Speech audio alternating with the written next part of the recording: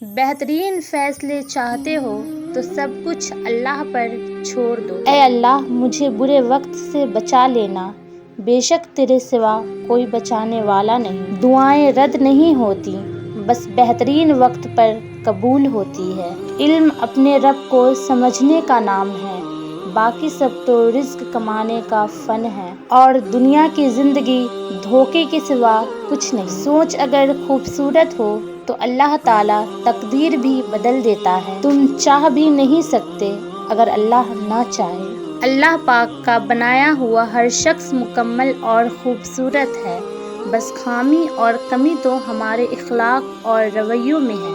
نہیں مایوس میں اپنے خدا سے، بدل جاتی ہے قسمت بھی دعا سے۔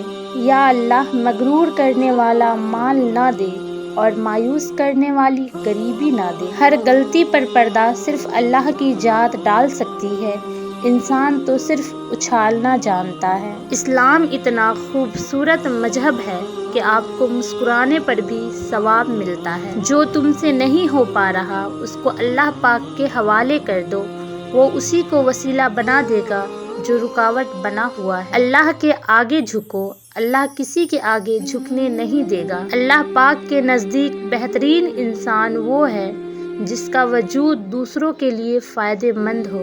اللہ تو قریب ہی ہوتا ہے، دور تو ہم چلے جاتے ہیں۔ دو گھونٹ اللہ کو بہت پسند ہے، ایک صبر کا اور دوسرا غصے کا۔ اللہ صرف عبادت والوں کا رب نہیں، ندامت والوں کا بھی رب ہے۔